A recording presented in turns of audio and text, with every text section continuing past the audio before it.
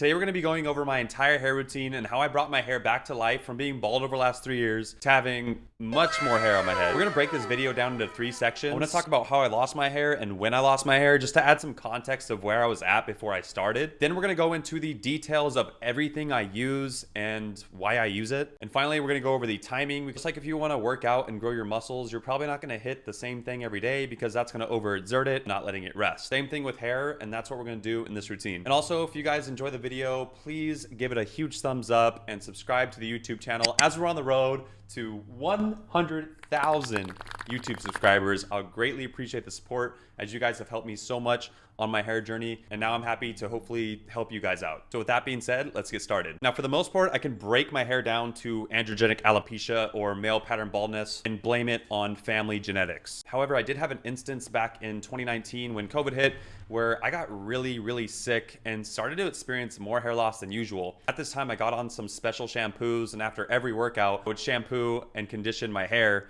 every day and noticed more and more hair fall, and I started to lose my mind. I was like, oh my gosh, it's over for me. It's getting super thin. I can't even style it anymore. Now for me at this time, I already noticed it was really bad, so I decided just to shave it off. I actually stream live on Twitch, and we hit a dono goal to shave my head. 1, we hit a goal to shave my head, and 2, it was kind of mutual. At that point, my hair was getting pretty bad. So we shaved it off in 2020, and I never looked back. I wore hats every day for 3 years until we hit November 26th of 2022. So just at the end mark of 3 years. I wanted to grow back my hair and see how much would come back. At the time, I didn't really think much of it because honestly, I didn't think much would come back. And it wouldn't look as good as before, and before it already looked pretty bad. A lot of it was gone, the back of my head and the temples. Now this is a mix between my dad's hair and then my mom's side of the family, where we have some people that are bald as well. A little mix of genetics and the Kickstarter of it, of getting sick, which rapidly increased my hair loss in my early 20s. The time I started really noticing my hair was around 20 years old. By the time I hit 22 is when it started to get really bad. By the time COVID hit when I was 24, it just got extremely bad. We started growing it back about 9 months ago, November 26th. And from there, the transformation has started. Okay, let's break down what I use in my hair routine and what are my protocols throughout the week. I'm gonna start with things I use every single day, no matter what. And I try not to miss days, but if you do, you can just skip that session of application and then just apply it the next time you were supposed to.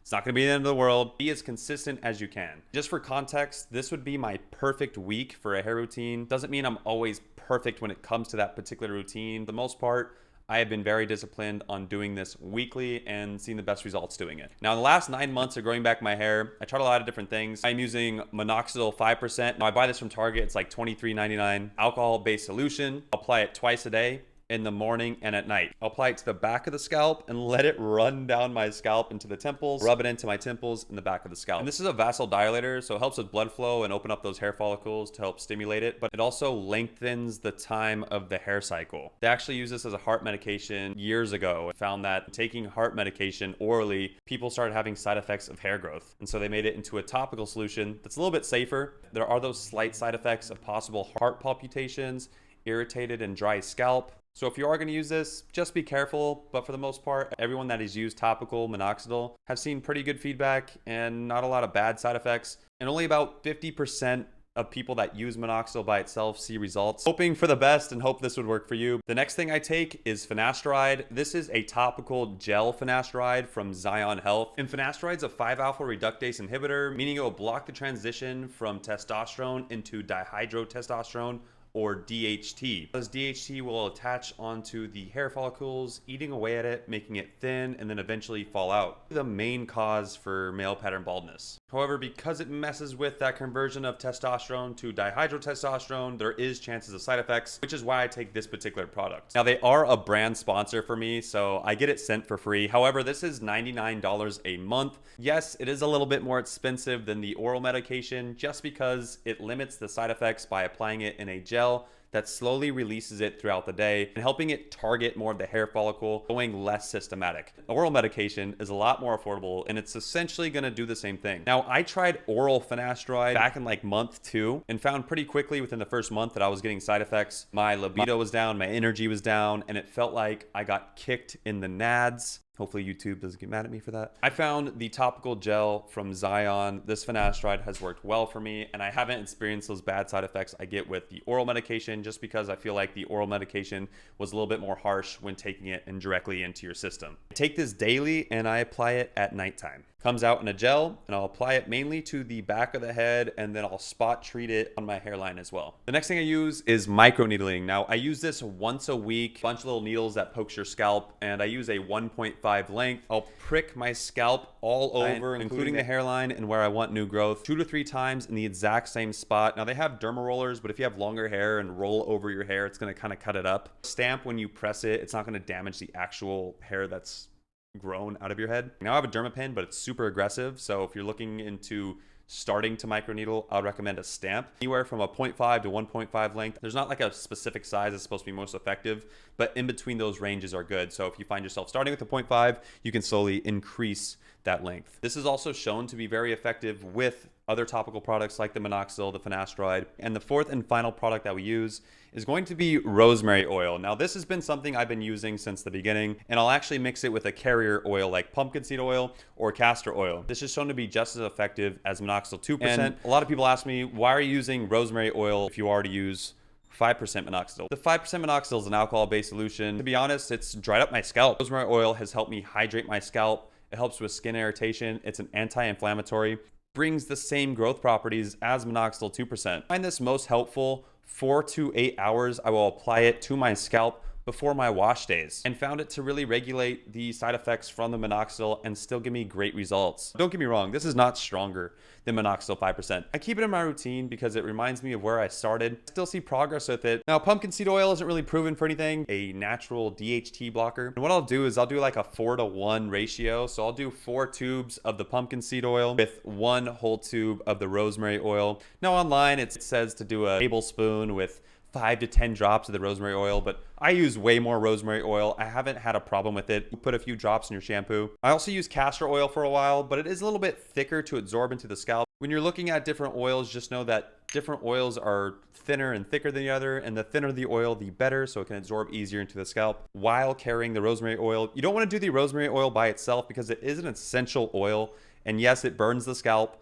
more than minoxidil. It makes the scalp red, so it is smart to use it with a carrier oil. I wash my hair 2 times a week. Normally I like to wash my hair at night, so I'll apply the rosemary oil with the pumpkin seed oil at night and then wake up in the morning and wash my hair out. I want to go over some bonus things that I use, like shampoo, extra things I've found helpful, but not something that are in my routine every single day. I'm gonna start off with shampoo. Now, I use this shampoo called Rebundance from Maple Holistics. This is the same brand as the rosemary oil. I am not sponsored by them. I like their shampoo. Saw palmetto in it, leaf oil, rosemary oil, some good natural ingredients, and I don't find it too harsh on my hair where it strips all the oils and makes my hair super dry. There's also not a scent to it, which I like as well. Now, the other shampoo I use is the DHT blocking shampoo from Zion. This is also gonna have saw palmetto in it. I alternate shampoos just because this one does have a scent to it, a manly cinderwood smelling. If you like that smell, this is a good smelling shampoo. Another bonus thing I use is a scalp massager. Now you can get these for like $7 on Amazon. Easy to use if you don't want to use your fingers. Found it to be helpful when I'm feeling lazy or don't want to touch my hair when my hair's all oily. I do try to massage my scalp daily for 5 to 10 minutes. There's no proof that this works, but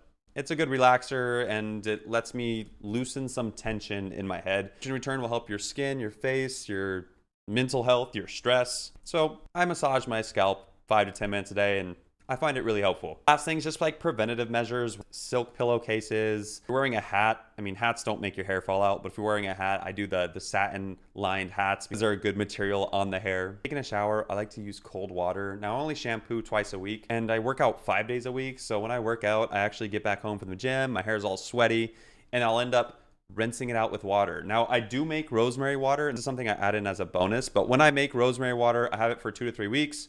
I'll do a rosemary water rinse on my head in the shower and then let my hair air dry. I find this to help the texture of my hair. It makes my hair super soft, which I love, especially if you have like harsh water or anything like that. It's anti-inflammatory. It still is going to give growth properties and it's going to help your scalp. At the end of the day, you don't need to use shampoo every single day unless your hair is getting like super dirty, like pollen, dirt. It's just like crazy dirty. You have to use it. You just rinse it out with water or use the rosemary water. All right, so that's everything I use right now. I want to break down the timing. So I'm going to give you guys my hair routine Sunday through Saturday to the T of exactly when I do it and how I time out everything I use. I know this sounds like a lot, but I actually timed my hair routine, including my long shower days, and it came out to just over 18 minutes a day. I'm basically doing everything and throwing the kitchen sink at my hair, and it's still not taking that much time out of my day where I feel like it's too much to handle or I'm gonna get burnt out. The simpler, the better. I don't wanna deal with things I don't care to deal with. I enjoy having my hair more than not having my hair, so these are things I'm willing to do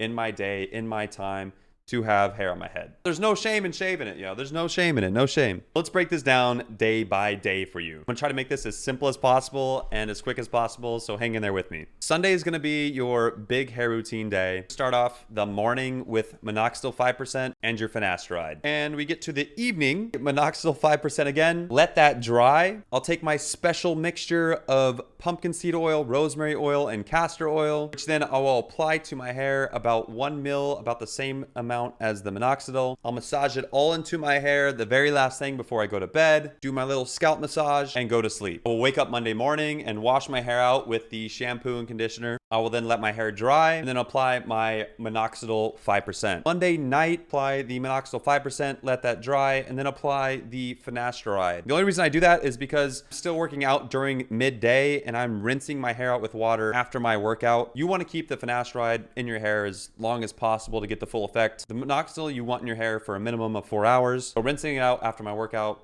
doesn't really cause much harm, which is a normal day of applying the minoxidil in the morning, minoxidil finasteride at night. Wednesday morning, I am using minoxidil 5%. Now I get into midday, and after my workout, I actually microneedle at this time. Online, it says to wait 24 hours before applying minoxidil 5%. I do not do that, so don't listen to me. I haven't had any issues with it. The reason you don't want to apply minoxidil so close to microneedling is because it's an alcohol-based solution, which will burn the heck out of your scalp. Also, it goes more systematic at that point, which might cause the side effects with the heart issues. So be careful when using microneedling super close to minoxidil. However, I microneedle midday after my workout, after I rinse my hair and my scalp is clean. And by the time it hits nighttime before I go to bed, it's been about 5 to 6 hours. And by then, I will apply my minoxidil and apply my finasteride. Thursday morning, I wake up, I apply minoxidil 5%. Thursday night, I will apply my minoxidil again. Let it dry, apply the finasteride, and I'll go in again with the rosemary oil. The same thing I did on Sunday. Wake up Friday morning, shower.